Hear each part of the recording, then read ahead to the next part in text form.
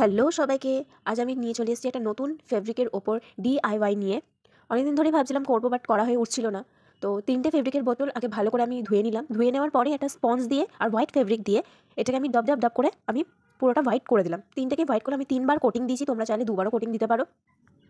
তারপরেই আমি white colour আর red colour নিয়ে মিক্স করে পিঙ্ক করলাম। আমার কাছে পিঙ্ক ফেব্রিক ছিল না, তাই জন্য আমাকে হোয়াইট আর রেড মিক্স করেই করতে হলো। তো ভাবলাম প্রথমে 3টেকেই পিঙ্ক রাখবো, কিন্তু ভীষণ অড লাগছিলো বলে একটাকে পিঙ্ক করলাম, একটাতে ইয়েলো করলাম আর একটাতে ব্লু। সেম প্রসেসেই করলাম, স্পঞ্জ দিয়েই করেছি।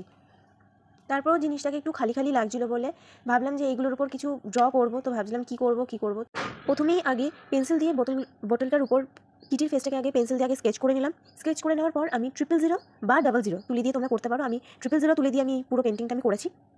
করতে আমি এখানে একটাই দেখালাম, বাকি দুটো দেখানো হয়নি, কারণ কি বাকি দুটো করলে হয়তো লং ভিডিও হয়ে যাচ্ছিলো, ওই জন্য বাকি দুটো আমি করতে পারিনি। পরে আমি আনবো একটা বড় ভিডিও, তার মধ্যে আমি সমস্ত কিছু ডট করে দেখাবো। তো তারপরে সাইডে ছোটো ছোটো আমি কিছু হার্ট আমি ড্র করে নিয়েছি। করে নেওয়ার পর তোমরা এটা লাস্ট ফিনিশিং, তোমরা লাস্টে এটার উপর ভার্নিশ দিয়ে একটা কোট দিতে পারো।